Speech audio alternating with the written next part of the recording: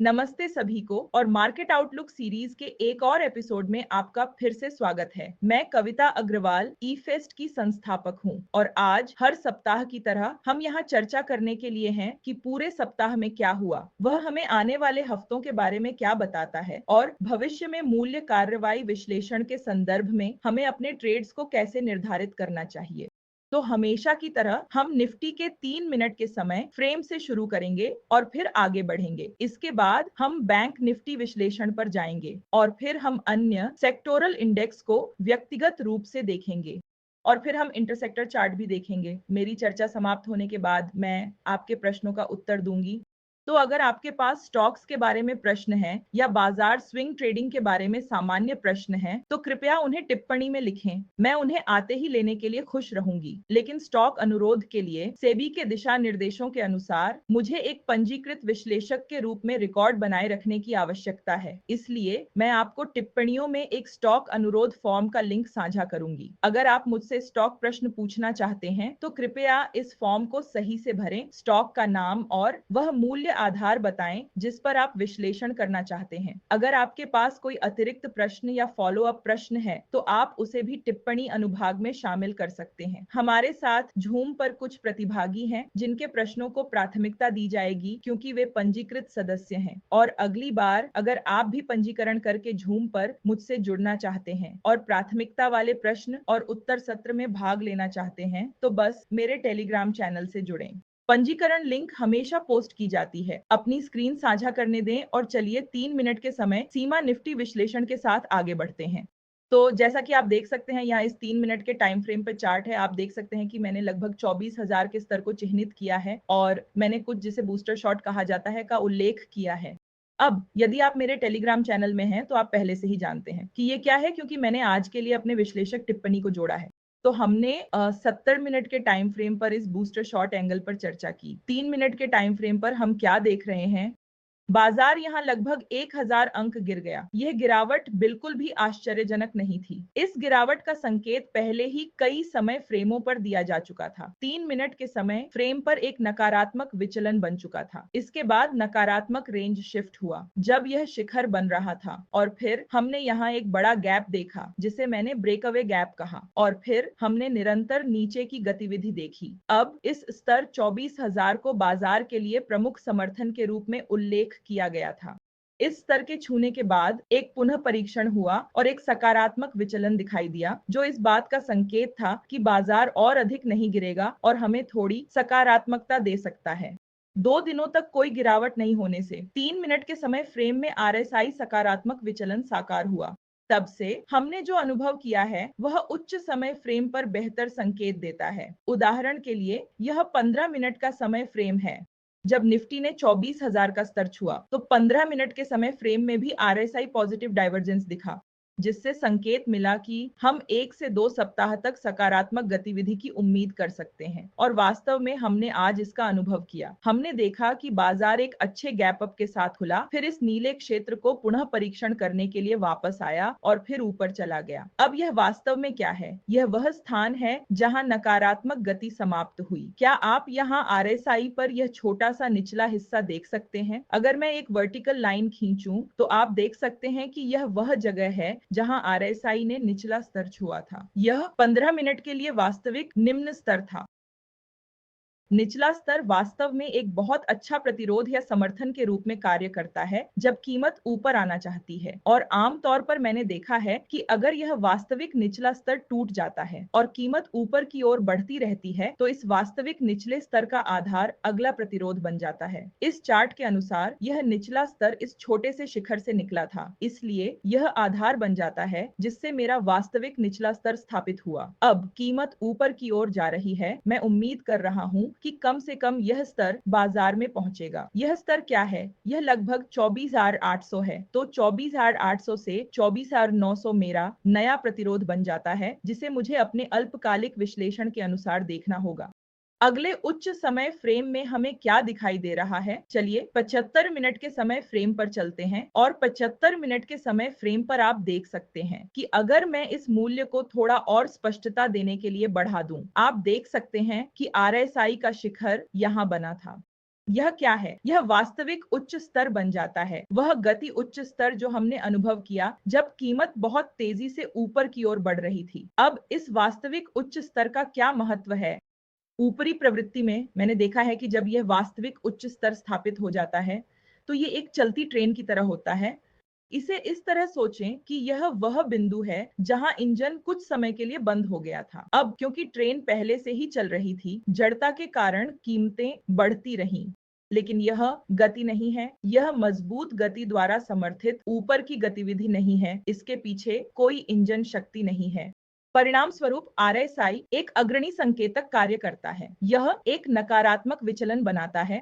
आम तौर पर मैंने बहुत बार देखा है कि जब स्टॉक्स या इंडेक्स बहुत बुलिश होते हैं, जब ट्रेंड बहुत बुलिश होता है, तो जब यह नकारात्मक विचलन दिखाई देता है, तो कीमत में वास्तविक उच्च स्तर तक जाने की प्रवृत्ति होती है, जैसे कि एक बूस्टर शॉट प्राप्त करने के लिए। यही मैंने यहाँ उल्लेख किया है। इन सभी अवधारणाओं को मेरे स्विंग ट्रेड कोर्स में विस्तार से सिखाया जाता है। प्रशिक्षण कक्षाएं, यदि यह कुछ ऐसा है जिसमें आप रुचि रखते हैं, तो कीमत नीचे आई और ठीक वहीं पर एक बूस्टर शॉट मिला जहां गति कम हो गई थी, और चूंकि यह स्तर से ऊपर की ओर मुड़ी है, क्या आप देख सकते हैं कि गति जारी है उसी गति के साथ जो हमने पहले अनुभव की थी जब वास्तविक उच्च स्तर पर संघर्ष हुआ था। तो यह एक वास्तविक उच्च स्तर था। यही वह जगह है जहां कीमत को एक बूस्टर शॉट मिला और अब हम ऊपर की ओर बढ़ रहे हैं। तो स्वाभाविक रूप से 15 मिनट के समय सीमा के आधार पर जो पहली प्रतिरोध हम देख रहे हैं वह 24,800 से 24,900 है। 75 मिनट के समय सीमा ने एक नकारात्मक विचलन दिखाया। आरएसआई ने 30 के स्तर को पुनः परीक्षण किया है और इसने वास्तविक उच्च स्तर का पुनः परीक्षण किया है। तो जब तक 24,000 बना रहता है, मेरा दृष्टिकोण बाजार पर सकारात्मक है। आज हमने जो आंदोलन देखा, जिस गति से कीमत बढ़ी, वह मुझे बता रही है कि हम और अधिक गतिविधि की उम्मीद कर सकते हैं, और मैं उम्मीद कर रहा हूं कि 24,800 से 24,900 का स्तर बहुत जल्द बाजार में परीक्षण किया जाएगा। चलो दैनिक समय सीमा पर चलते हैं। अब इस दैनिक पर हम क्या देखते हैं? आरएसआई इसे छुपा देते हैं, हमें अभी इसकी आवश्यकता नहीं है। यह आरएसआई हमें बता रहा है कि दैनिक पर अंतर्निहित गति बहुत मजबूत है। इस छोटे से सुधार ने बाजार में इतनी घबराहट पैदा कर दी है, जबकि यह दैनिक समय सीमा पर न तो निचला स्तर दर्ज करता है, क्योंकि सबसे हालिया निचला स्तर दैनिक समय सीमा पर बना था। आप 23,400 पर विचार कर सकते हैं, लेकिन वास्तव में निचला स्तर 21,000 या 22,000 है। 30,000 या 22,000 स्तर दैनिक समय सीमा पर, जैसा कि मैंने सुझाव दिया था, निचला स्तर बन चुका है। और दैनिक समय सीमा के अनुसार हमें जिस निम्न स्तर पर ध्यान देना चाहिए, या एक स्तर जिसे कीमत को वास्तव में तोड़ने की आवश्यकता है ताकि हमें किसी भी प्रकार की घबराहट महसूस हो, वह वास्तव में कम से कम 23,600 के आसपास है। ऐसा क्यों है? क्योंकि इस बड़े रैली के शुरू होने से पहले तो फ्रेम पर गति का शिखर यही है। इसलिए दैनिक रैंक फ्रेम कह रहा है कि बॉस, मेरी गति बहुत मजबूत है, आपको बिल्कुल भी चिंता करने की जरूरत नहीं है। इस तरह की मजबूत गति के दौरान एक स्टॉक अधिकतम पिछले उच्च स्तर के आधार तक ही वापस आता है, जो लगभग 23,600 के स्तर के आसपास है, और मेरे द्वारा किए गए विश्लेषण से जो मैंने 70 पर किया है, 75 और 15 मिनट के समय सीमा में मुझे कोई कारण नहीं दिखता कि कीमत इससे नीचे गिरेगी। तो यहाँ हम काफी अच्छा कर रहे हैं। दैनिक समय सीमा अभी भी बहुत बुलिश दिख रही है। दैनिक समय सीमा के अनुसार अगला प्रतिरोध इस ट्रेंड लाइन पर है, जो लगभग 25,155 पर है। यह हमारा अगला प्रतिरोध बन जाता है। मैं भी व्यापक विश्लेषण के अनुसार मानती हूँ कि 4 जून से जो हमने अनुभव किया है वह एक बहुत नई रैली है। वास्तव में मेरी राय में, मेरी अंतिम वेव काउंट में, नई रैली 10 मई से ही शुरू हुई थी। 4 जून का उतार चढ़ाव असामान्य था, इसलिए मैं उस कमजोर पक्ष को नजरअंदाज करने की प्रवृत्ति रखता हूँ। तो यह एक पूरी लहर थी, और मुझे लगता है कि यह एक दिशा है जो खुल रही है। तो यह संभावना है कि 24,800 900 के परीक्षण के बाद हम वापस आ सकते हैं और इस बूस्टर शॉर्ट स्तर तक पहुंच सकते हैं, जो लगभग 24,000 रुपए के आसपास है। हम पिछले वास्तविक उच्च स्तर 23,600 का परीक्षण करने नीचे जा सकते हैं। अभी हमारे पास स्पष्टता नहीं है। आपको यह समझना होगा कि जब बाजार 5 दिन का सुधार पूरा करता है और एबीसी सुधार में प्रवेश करता है, तो इसकी पठनीयता थोड़ी प्रभावित हो जाती है। तो हम सबसे अधिक संभावना अनुभव करने जा रहे हैं, लेकिन हम अल्पकालिक व्यापारी हैं, हम स्विंग व्यापारी हैं। हमारा पूरा ध्यान है कि हम बाजार की दिशा को समझें और हमारी शॉर्ट टर्म दृष्टिकोण से हमारी शर्तें बाजार की दिशा के अनुरूप हों। तो अगर हमें पता है कि 500, 600, 900, 1000 अंकों की रैली आने वाली है, 100,000 अंकों की रैली आने वाली है, हमें अपने पैसे निवेश करना चाहिए। 15 स्टॉक्स में पोजीशन नहीं लेनी चाहिए और उस पोजीशन को सक्रिय स्टॉक लॉसेस के साथ प्रबंधित करना चाहिए। तो मैंने देखा है कि जब हम बाजार के साथ बने रहते हैं तो हर बार जब बाजार ऊपर की ओर बढ़ता है तो 3% से 4% पोर्टफोलियो वृद्धि करना बहुत आसान हो जाता है। तो अभी अगर आप ट्रेड टुगेदर प्रोग्राम की सिफारिश भी देखें तो हम बाजार में लगभग 100% आवंटित हैं। पिछले कुछ दिनों में भी हमने बाजार में अपनी स्थिति लगभग बना ली है और हम अपनी स्थिति बनाए हुए हैं। इसलिए जब यह बाजार रैली करेगा तो उम्मीद है कि हमने जो स्थिति ली है वह भी एक अच्छी रैली देगी। इसके साथ ही चलिए बैंक निफ्टी चार्ट पर चलते हैं। बैंक निफ्टी पर मैं क्या देख रहा हूँ, ईमानदारी से कहूँ तो यह मुझे निफ्टी जितना सकारात्मक नहीं लग रहा है। 75 मिनट के समय सीमा पर एक वास्तविक शिखर था जो यहाँ और यहाँ बना था और यहाँ मैं बैंक निफ्टी पर लगभग 61,400 के स्तर पर एक मजबूत प्रतिरोध देख रहा हूं। लेकिन साथ ही यदि आप दैनिक समय सीमा पर देखें तो एक बड़ा नकारात्मक विचलन है और मुझे लगता है कि वास्तविक शिखर रीचार्ट के अनुसार लगभग 4060 के स्तर पर है। 60 लगभग और मुझे लगता है कि बैंक निफ्टी उस स्तर तक पहुंच सकता है इससे पहले कि आगे की रैली दे। मैं आपको सुझाव दूंगी कि बैंकों में पोजीशन लेने के मामले में कुछ सावधानी बरतें। अब हम एक एक करके इंडेक्स अन्य सेक्टोरल इंडेक्स पर नजर डालते हैं और हम सीएनएक्स आईटी से शुरू करेंगे। हम केवल 75 मिनट के टाइम फ्रेम पर ध्यान केंद्रित करेंगे। मुझे लगता है कि सीएनएक्स आईटी में बहुत ही मजबूत अंतर्निहित अपट्रेंड है जो गति शिखर के साथ प्रकट हो रहा है। और अगर आप देखें तो ये शिखर पहले ही टूट चुका है, मजबूत गति शुरू हो गई है। तो मुझे लगता है कि मैं आईटी सेक्टर के बारे में बहुत आशावादी हूँ। आमतौर पर आईटी सेक्टर और बैंकिंग सेक्टर के बीच विपरीत संबंध होता है, इसलिए यह समझ में आता है कि आईटी इंडेक्स बुलिश दिख रहा है और बैंकिंग उतना बुलिश नहीं दिख रहा है। इसलिए मेरा ध्यान अभी आईटी सेक्टर पर अधिक है। अब मीडिया स्टॉक्स की बात करते हैं। अब जो मैं मीडिया सेक्टर में देख रही हूँ वह यह है कि यह कोशिश कर रहा है तो इसने एक निचला स्तर बना लिया है और हमने पिछले 2-3 महीनों में कुछ मीडिया दांव खेले हैं और मुझे विश्वास है कि यह रैली जारी रहेगी। मीडिया सेक्टर बहुत चक्रीय है, इसलिए मुझे लगता है कि एक बार यह समेकन समाप्त हो जाने के बाद मैं उम्मीद करूंगी कि मीडिया सेक्टर में रैली जारी रहेगी। अब रियलिटी सेक्टर की ओर बढ़ते हैं। रियलिटी सेक्टर ने पहले ही काफी अच्छी सुधार दी है। अब यहाँ मैं देख सकता हूँ कि जबकि समग्र क्षेत्र की दिशा काफी सकारात्मक बनी हुई है, मैं यहाँ थोड़ी और सुधार की उम्मीद कर रहा हूँ। सच कहूँ तो यहाँ जो सुधार या ऊपर की ओर बढ़त शुरू हुई है वह अभी तक पुष्टि नहीं हुई है। इसलिए मुझे आत्मविश्वास महसूस करने से पहले थोड़ी और पुष्टि देखनी होगी। और मुझे लगता है कि यह स्तर को फिर से परीक्षण करने के लिए नीचे आ सकता है। रियलिटी सेक्टर के बारे में बात करें तो फिलहाल रियलिटी स्टॉक्स में नकारात्मक विचलन दिख रहा है जो मुझे बताता है कि फिलहाल इससे दूर रहें, थोड़ा और सुधार होने दें। मुझे लगता है कि यह निचली ट्रेंड लाइन का परीक्षण कर सकता है, इसलिए अगले कुछ हफ्तों में रियलिटी सेक्टर में और 5% की गिरावट हो सकती है। इसलिए मेरे लिए यह वह जगह नहीं है जहां मैं आक्रामक रहूंगा। अगला सीएनएक्स फार्मा। तो फार्मा और हेल्थ केयर ने बहुत मजबूत रैली दी है, लेकिन सेक्टर इंडेक्स अब नकारात्मक विचलन दिखा रहा है।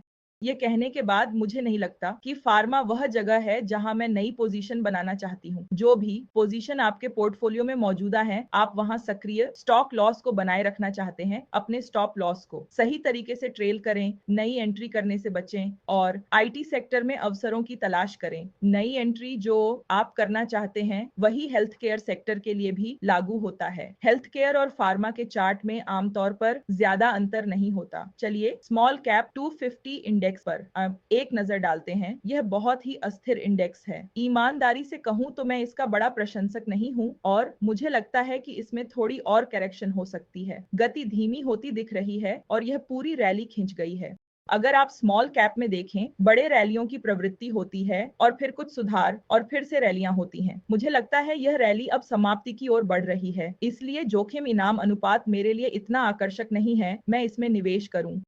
जोखिम बहुत जोखिम भरा है। मिड कैप सेक्टर के लिए भी यही बात लागू होती है। अब स्पष्ट रूप से आप वहां पर गणना की गई शर्तें लगा सकते हैं, बहुत स्टॉक विशिष्ट रहें, लेकिन अगर आप पूरे सेक्टर को देखें तो यह वास्तव में बहुत गति खो रहा है और मुझे लगता है कि यहीं पर एक वास्तविक उच्च स्तर बना था। स्पष्ट रूप से यह एक बड़ा सुधार है। मुझे उम्मीद नहीं है कि यह पूरी तरह से यहाँ तक आएगा, लेकिन अगर मैं इन दो वास्तविक शिखरों के बीच देखता हूँ तो मुझे इसे एक वास्तविक शिखर मानना होगा। अभी यह विकसित हो रहा है, मैं इसे सुधार कहूंगा।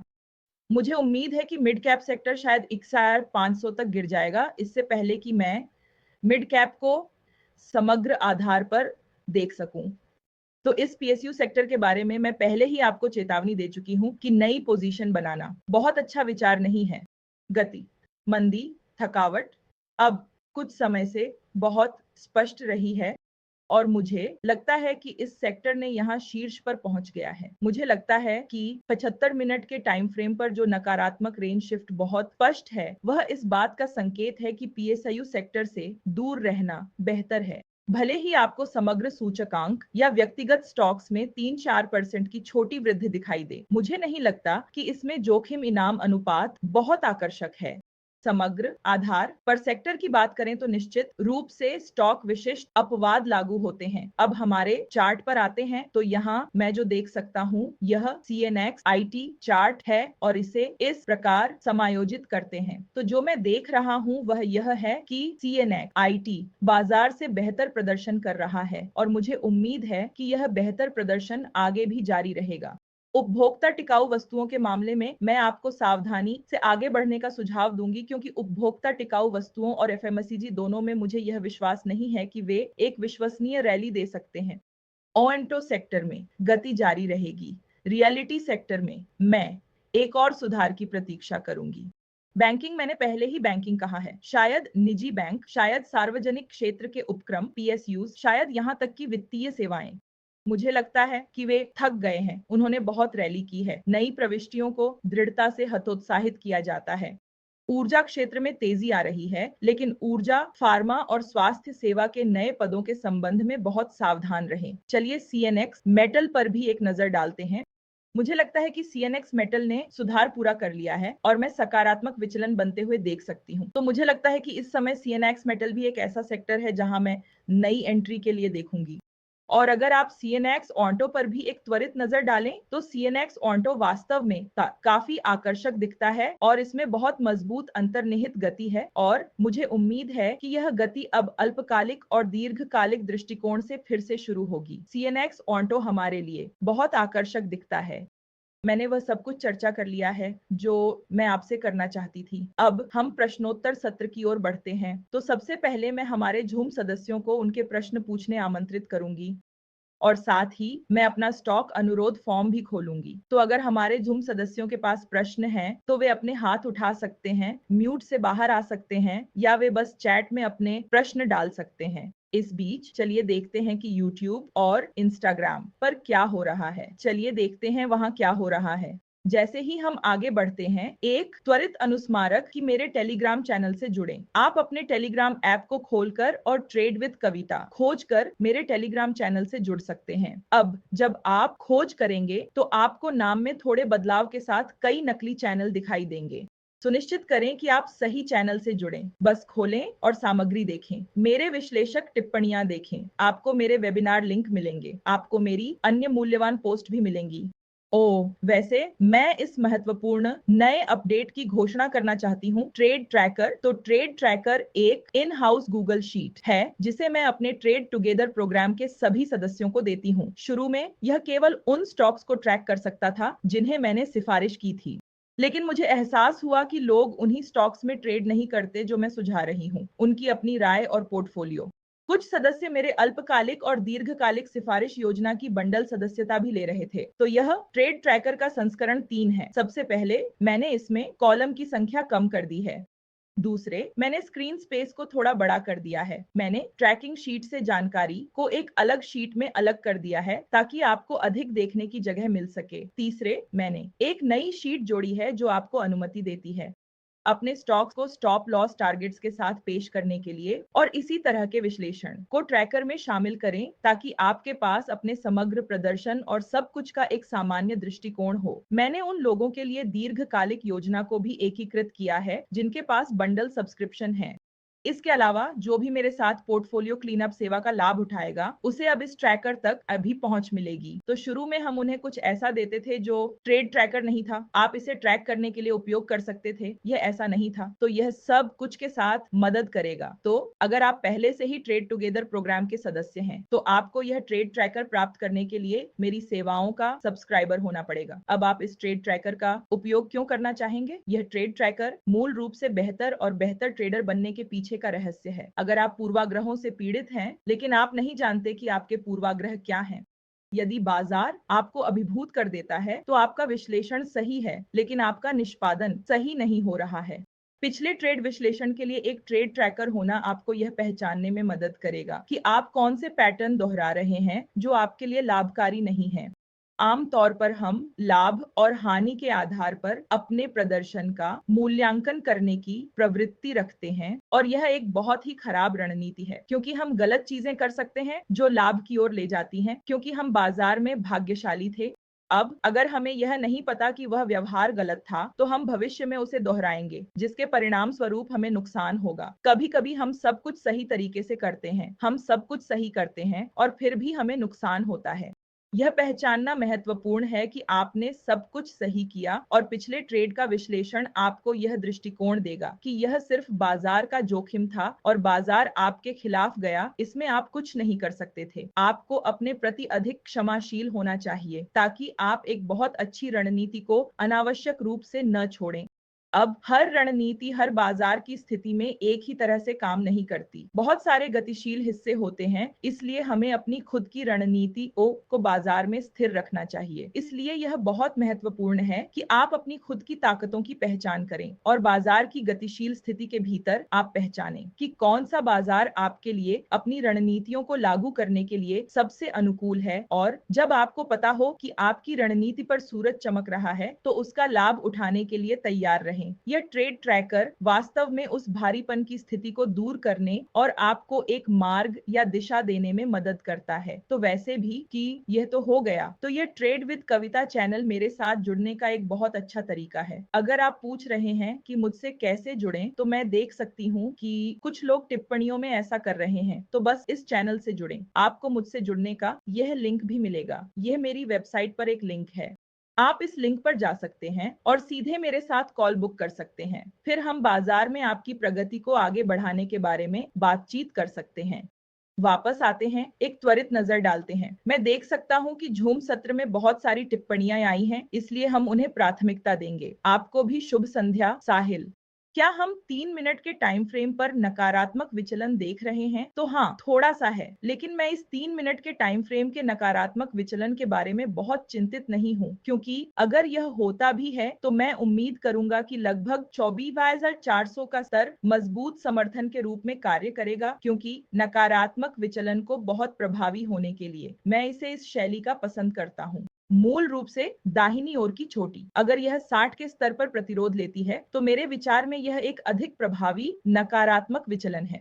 दूसरी ओर यदि आप इन दोनों की तुलना करें तो आप देखेंगे कि इस मामले में दाहिनी ओर का सबसे अधिक भाग सकारात्मक नहीं है, अभी तक 60 के स्तर से नीचे नहीं है, इसलिए अंतर्निहित गति अभी भी काफी मजबूत है। तो अगर यह होता भी है, मुझे उम्मीद है कि यह 24,400 पर वापस आएगा और ऊपर की ओर जारी रहेगा।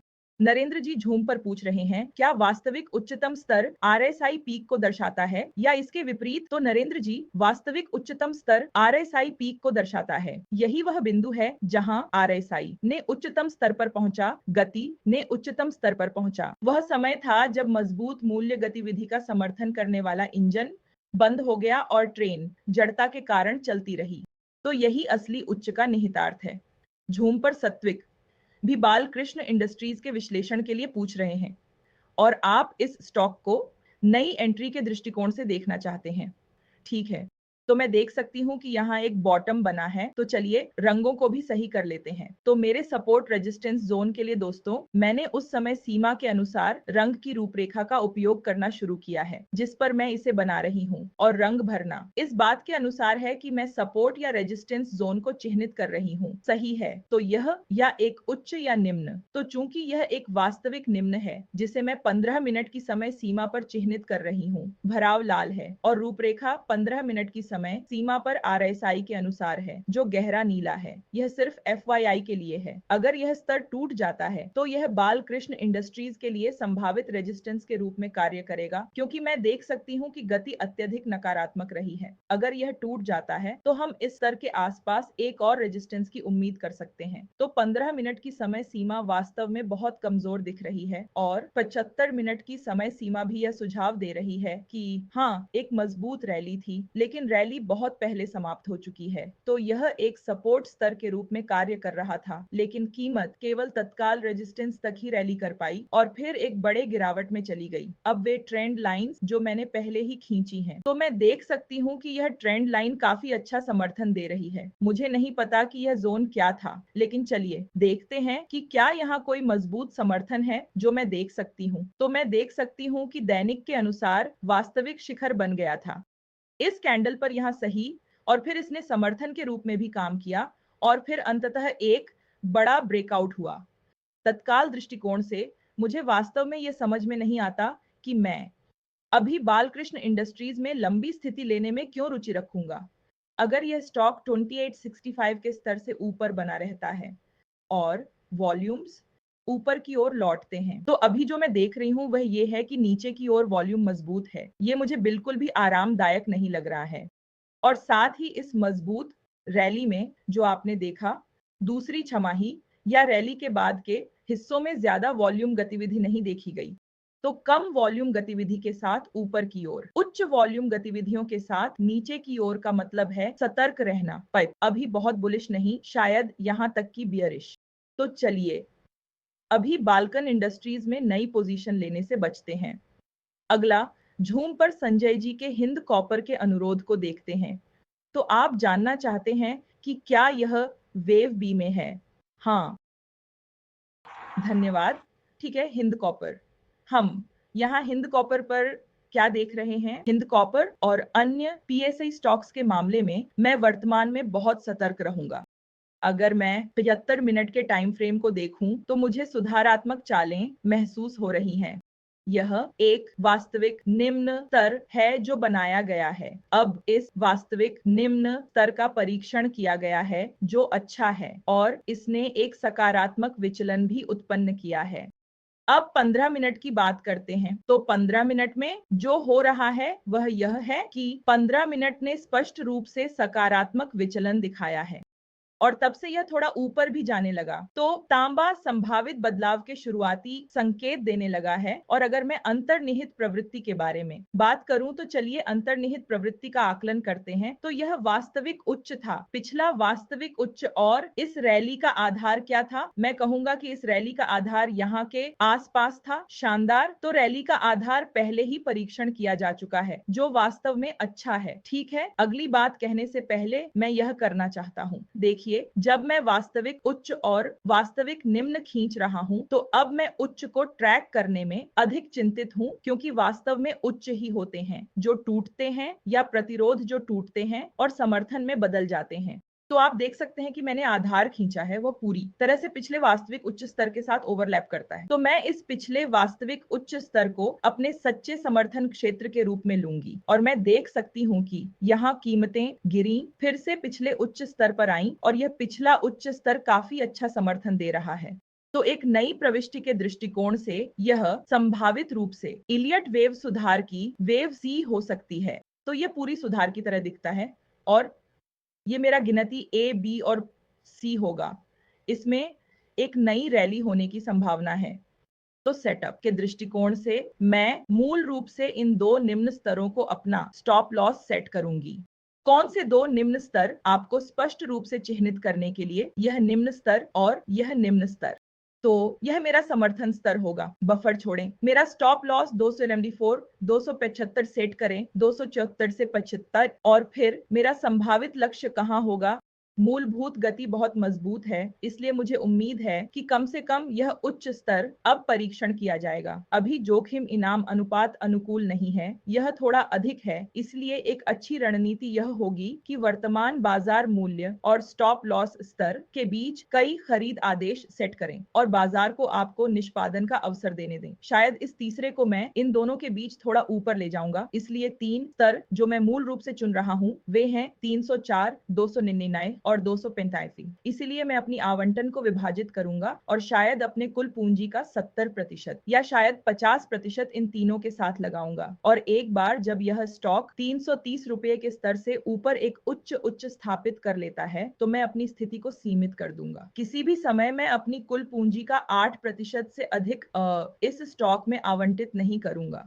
तो इसके साथ ही मैं एक और घोषणा करना चाहती हूँ और यह नए और पुराने दोनों सदस्यों के लिए है। तो सदस्यों के लिए आज मैंने एक छोटा सा बदलाव किया है कि मैंने आपको आवंटन सलाह देने का तरीका बदल दिया है। अब तक मैं आपको एक रेंज दे रही थी। मुख्य खरीद 5 से 8%, उन 5 से 7% स्टॉक की। अब आगे मैं आपको एक विशिष्ट संख्या दूंगी, जैसे 6%, 7%, 8%, 3%, 4%, इस तरह से। मैं अब आपको एक रेंज नहीं दूंगी। मैं यह बदलाव इसलिए कर रही हूँ क्योंकि इससे मेरे लिए प्रदर्शन को ट्रैक करना बहुत मुश्किल हो रहा था और यह बहुत सारे फॉर्मूला मुद्दों का कारण बन रहा था, साथ ही छोटे छोटे हाइफन के कारण मेरी जिंदगी को काफी जटिल बना रहा था। इसके अलावा आप में से कई लोगों ने मुझसे मांग की है कि मैं विभिन्न कार्यक्रमों में दी गई सभी सिफारिशों के आधार पर एक मॉडल पोर्टफोलियो बनाऊं।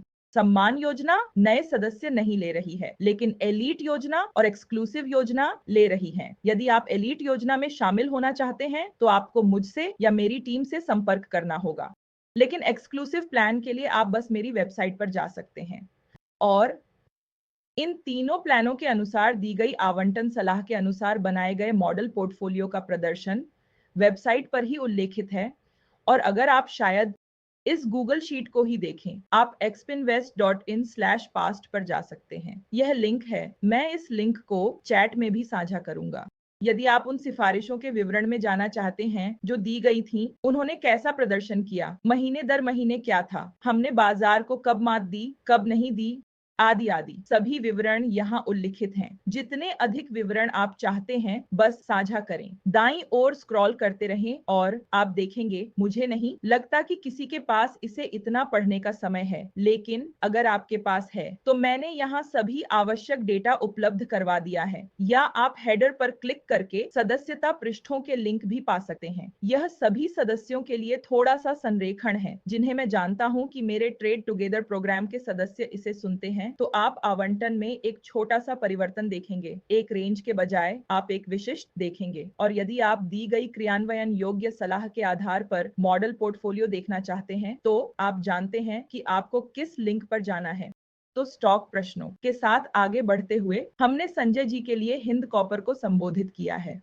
अगला जसविंदर पूछ रहे हैं, कृपया सिरमा एस टेक्नोलॉजी का विश्लेषण प्रदान करें। सिरमा, ठीक है, मैंने पहले कभी स्टॉक्स के तकनीकी पहलुओं को नहीं देखा है। यही कारण है कि मुझे स्टॉक अनुरोध प्रश्नोत्तर सत्र का आनंद आता है।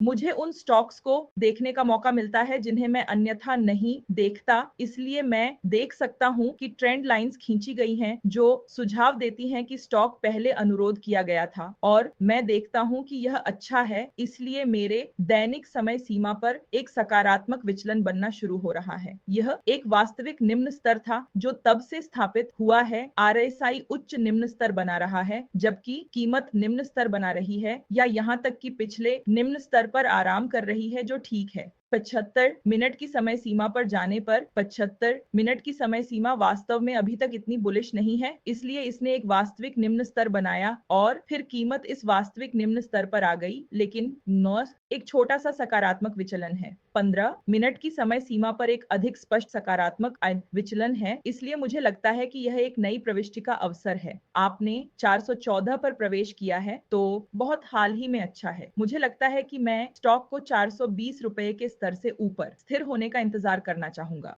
ये वह जगह है जहां मैं चाहूंगी कि स्टॉक कम से कम एक उच्चतम स्तर ₹420 से ऊपर बनाए। और अगर ऐसा है तो मैं इसमें कोई पोजीशन नहीं लूंगी, ये स्टॉक मेरी वॉच लिस्ट में नहीं है और मैं अपनी वॉच लिस्ट ध्यान देती हूँ।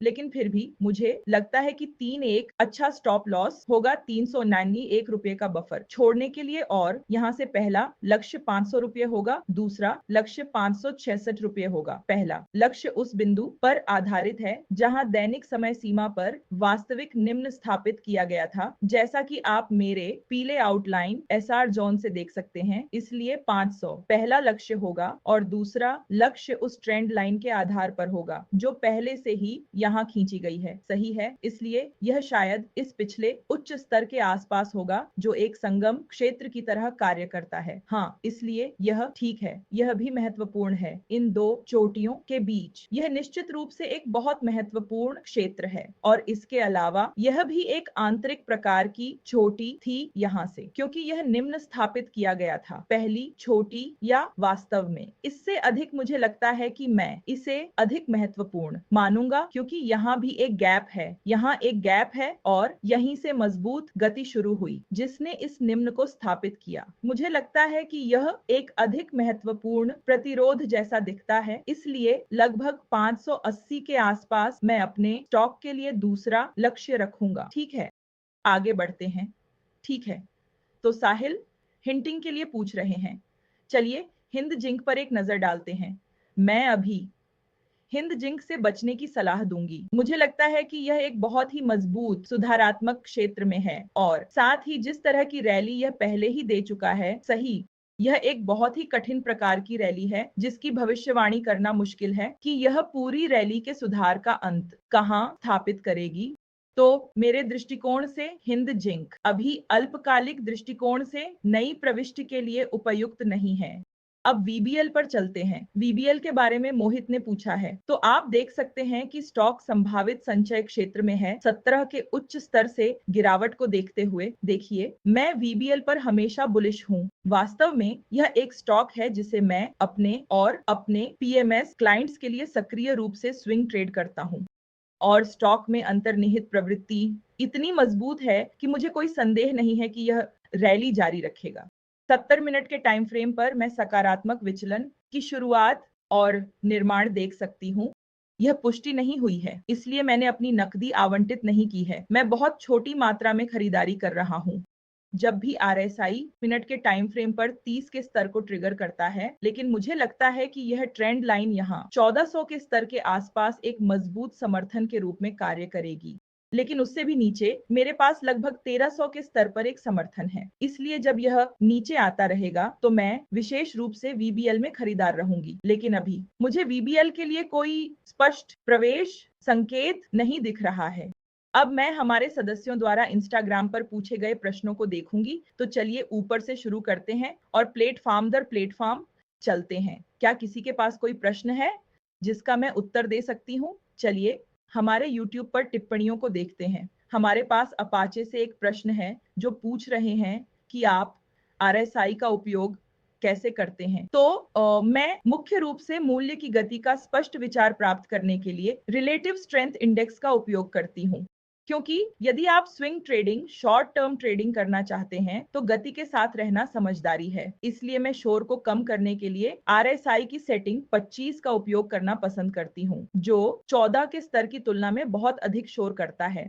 शोर को कम करने के लिए मैं अपने आरएसआई पर सभी विभिन्न समय सीमाओं में 25 अवधि की सेटिंग का उपयोग करती हूँ और सभी विभिन्न समय सीमाएं जो मैं उपयोग करती तो वे सभी एक कनेक्शन रखती हैं। वे सभी एक दूसरे से 5 के कारक द्वारा जुड़े हुए हैं।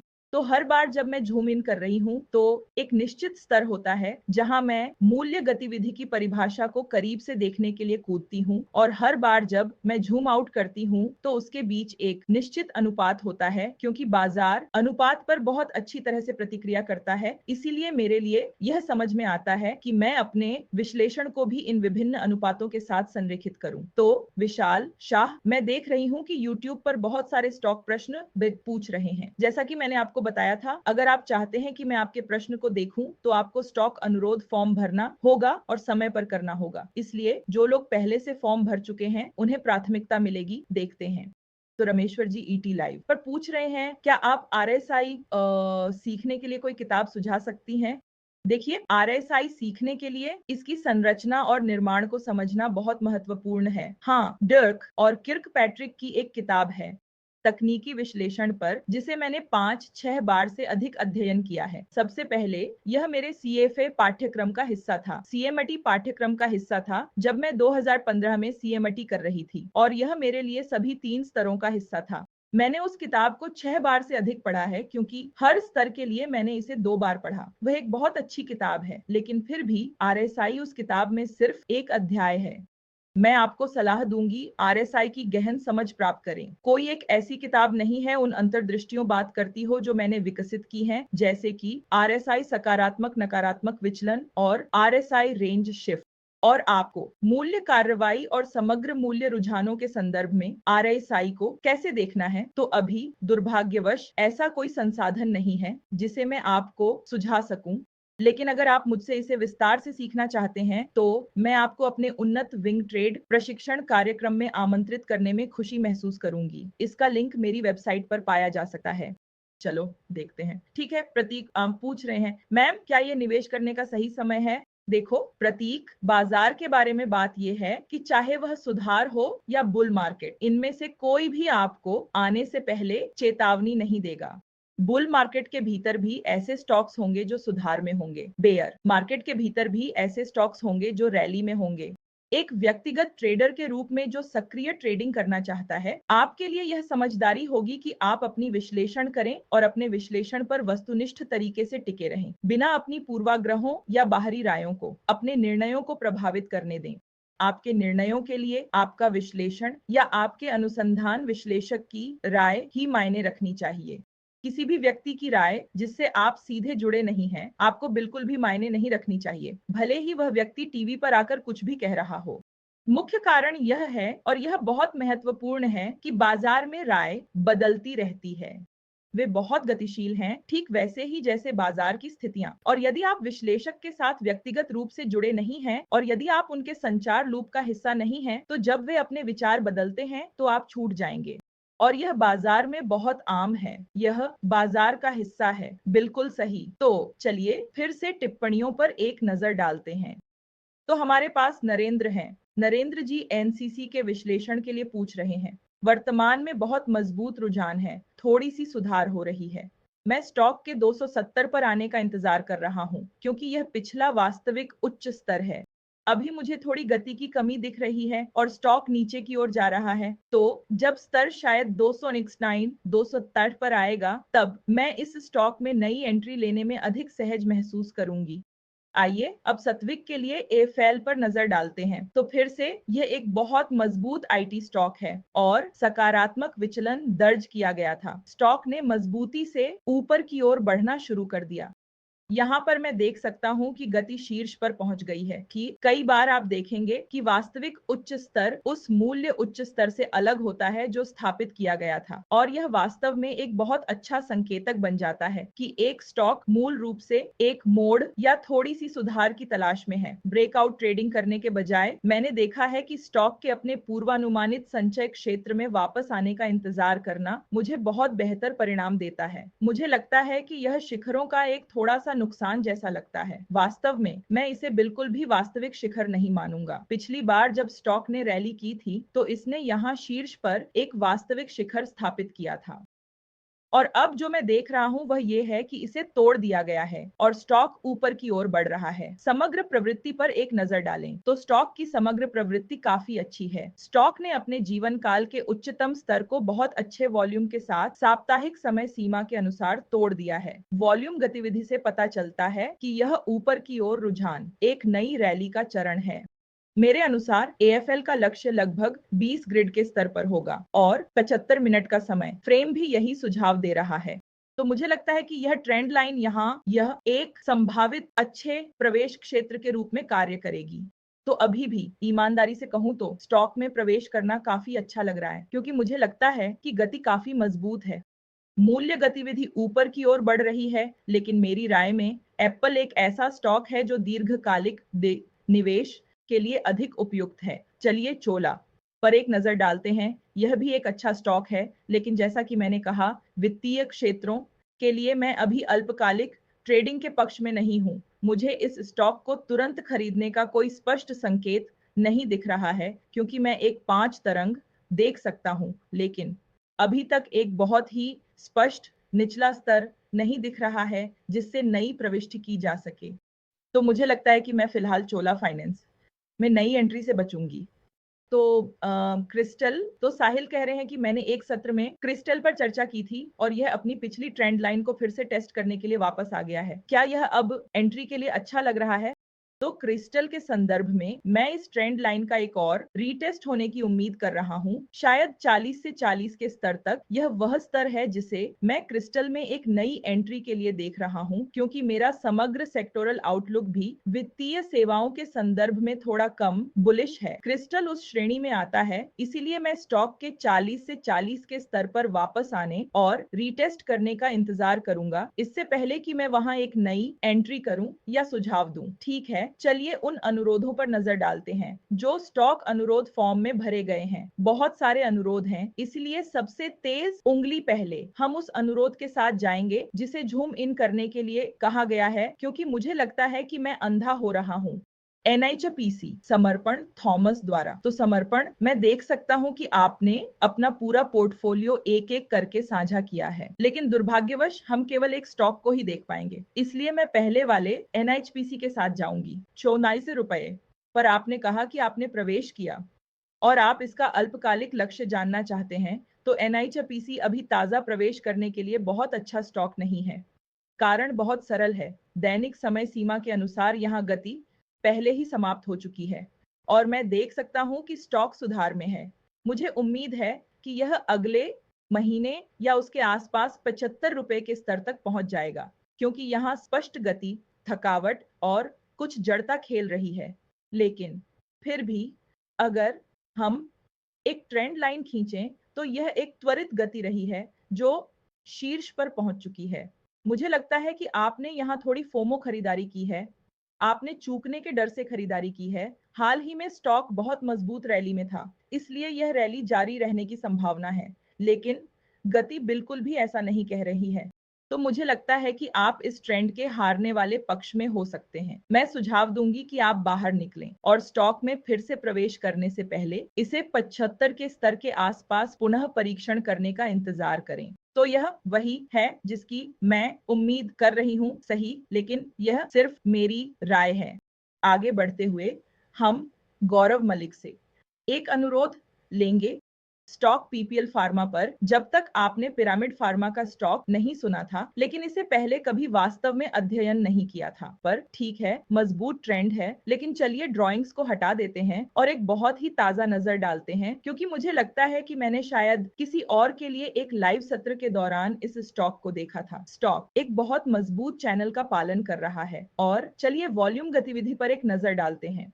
वॉल्यूम गतिविधि भी प्रवृत्ति के निरंतरता का समर्थन कर रही है, जो अच्छा है। यहाँ मैं देख सकता हूँ कि स्टॉक ने एक वास्तविक शिखर बनाया था जिसे पुनः परीक्षण किया गया, फिर स्टॉक ऊपर बढ़ता रहा। अब ऐसा लगता है कि यह सभी नए उच्चतम स्तर स्थापित कर रहा है।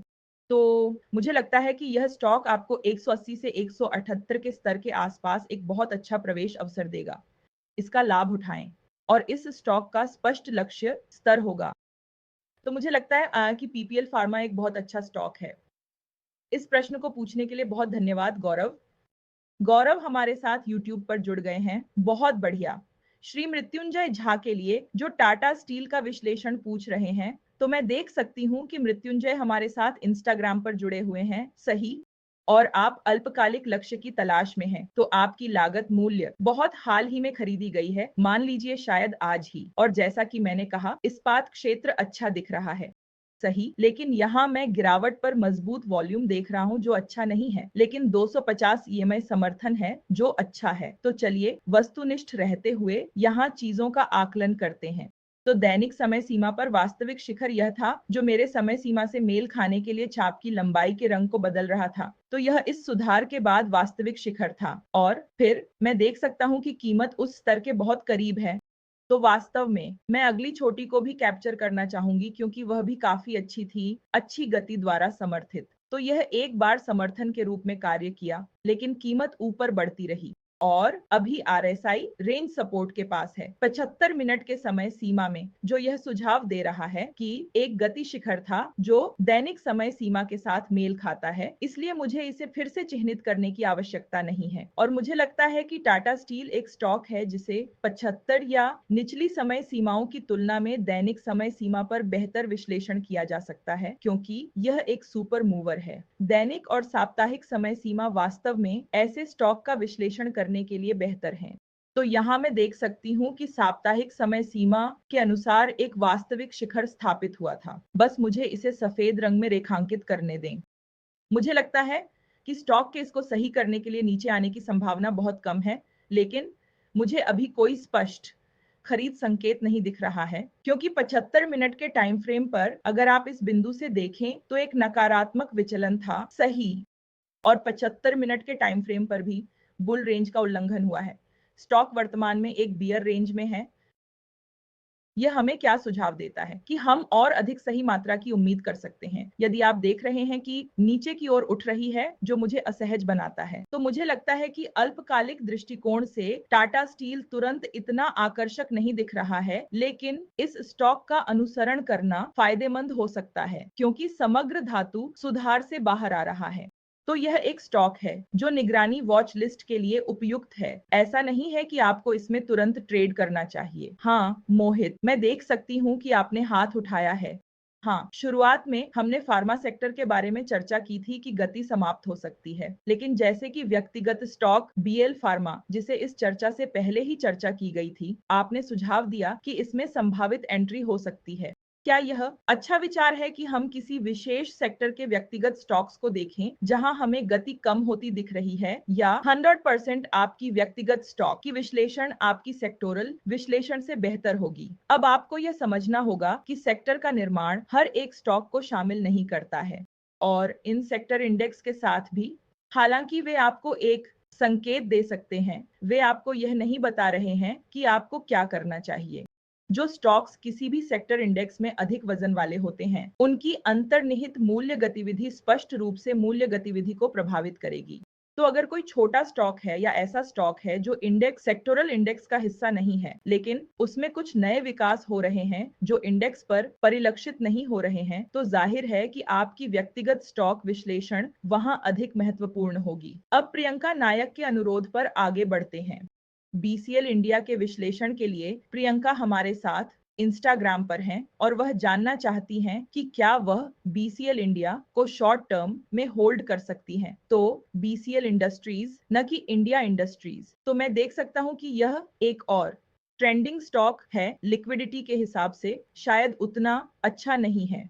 अगर हम डेली पर ट्रेंड लाइंस खींचें तो मैं देख सकता हूं कि यह वर्तमान में ट्रेंड लाइंस और चैनल्स का सम्मान करते हुए थोड़ा ऊपर जा रहा है, और यहाँ इसने एक उच्च स्तर स्थापित किया, एक बहुत ही पाठ्य पुस्तक जैसा नकारात्मक विचलन दिया और नीचे गिरना शुरू कर दिया। अब यह दैनिक समय सीमा पर 500 ईएमआई पर वापस आ गया है और फिर से ऊपर जाने लगा। 75 मिनट क्या कह रहा है? 75 मिनट हमें दिखा रहा है कि स्टॉक के मोमेंटम के मामले में नीचे आने के बाद एक सकारात्मक विचलन बना था। तो यहाँ 75 मिनट पर मोमेंटम नीचे आया था, इसलिए हम इसे नारंगी रंग में बदल देंगे और आप देख सकते हैं कि यह स्तर बार बार पहले समर्थन, फिर प्रतिरोध के रूप में कार्य करता रहा है। अब फिर से समर्थन। तो यह क्षेत्र मूल रूप से अभी इन उद्योगों की कीमत के लिए समर्थन के रूप में कार्य कर रहा है। आप एक नई एंट्री करना चाहते हैं, मैं इसे स्टॉप लॉस स्तर के रूप में उपयोग करें, लगभग 55.5 के आसपास, 55 4.5 इस हेयर अपने स्टॉप लॉस के लिए इस स्तर का उपयोग करें, और यह नई एंट्री के लिए आकर्षक लग रहा है आपके लक्ष्य को ध्यान में रखते हुए, जो स्टॉक ऊपर की ओर चैनल का सम्मान कर रहा है। मैं कहूंगा कि पहला रूढ़िवादी लक्ष्य लगभग 76 के आसपास होगा और दूसरा लगभग 96 के स्तर के आसपास होगा, यह मानते हुए कि स्टॉक इस आंतरिक ट्रेंड लाइन के ऊपर जारी रहेगा और अगले उच्च स्तर की ओर बढ़ेगा। झूम पर साहिल पूछ रहे हैं कि कई ईटीएफ जैसे फार्मा हैं, क्या हम इन ईटीएफ में शॉर्ट टर्म स्विंग ट्रेड कर सकते हैं? मैंने इसे कभी नहीं किया है, लेकिन एक दोस्त से इसके बारे में सुना है। निश्चित रूप से यदि आपके पास पर्याप्त मूल्य डेटा है और आप ईटीएफ पर मूल्य कार्रवाई विश्लेषण कर सकते हैं, तो इसे इसके लिए जाएं, इसमें कोई हानि नहीं है। हाँ नरेंद्र जी, जैसा आपने एनसीसी के लिए उल्लेख किया था, जैसा दिख रहा है गति की कमी है, लेकिन अगर हम मासिक चार्ट देखें तो प्रक्षेप वक्र थोड़ी मजबूत लगती है। स्टॉक उच्च स्तर पर है, समेकित है और ऊपर जा रहा है। अगर एंट्री 325 या 313 पर है तो बेहतर रणनीति क्या होनी चाहिए? क्या हम समर्थन का उपयोग कर सकते हैं? बिल्कुल, यदि आपने पहले ही 325 पर एक पोजीशन बना ली है, तो मैं सुझाव दूंगी कि आप लगभग 245 पर एक स्टॉप लॉस का उपयोग करें। हमें स्टॉक को एक तीव्र स्थिति में रखना होगा। हाँ, क्योंकि इस समय अल्पकालिक दृष्टिकोण से स्टॉक आकर्षक नहीं है। लेकिन अगर आप साप्ताहिक समय सीमा देख रहे हैं, तो आप स्टॉक का दीर्घकालिक दृष्टिकोण से मूल्यांकन कर रहे हैं। तो लंबी अवधि का मतलब 3 महीने या नहीं, लंबी अवधि। यदि आप साप्ताहिक समय सीमा देख रहे हैं, तो आप 6 महीने से अधिक की होल्डिंग अवधि का आकलन कर रहे हैं, क्योंकि दैनिक समय सीमा विचलन दिखा रही है और यह संकेत स्टॉक नई प्रविष्टि के लिए अच्छा है। तब समर्थन का उपयोग संचय के लिए किया जा सकता है।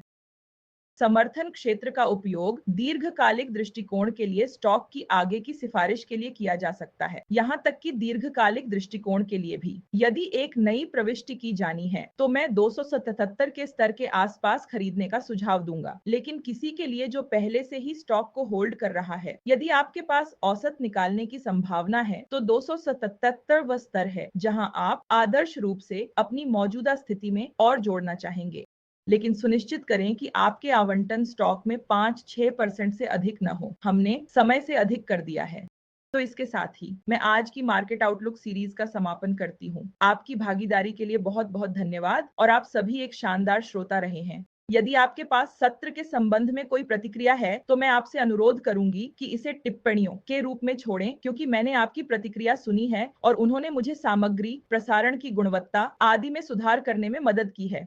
मैं बुधवार को शाम 5 बजे फिर से लाइव आऊंगी और जैसा कि मैंने कहा, अगर आप जूम पर इंटरेक्टिव सत्र में मेरे साथ जुड़ना चाहते हैं तो सुनिश्चित करें कि आप मेरे टेलीग्राम चैनल से जुड़ें। टेलीग्राम चैनल में आप देखेंगे कि मैंने कुछ तकनीकी विश्लेषण से संबंधित किताबें साझा की हैं। यदि यह कुछ ऐसा है जिसमें आपकी रुचि है तो आप चीजों का अध्ययन करने और उन्हें अनुमान लगाने की बजाय बेहतर तरीके से करने में अधिक रुचि लेंगे। मैं आपसे विदा लेती हूँ। बहुत बहुत धन्यवाद। मैं आपसे बुधवार को शाम 5 बजे मिलूंगी।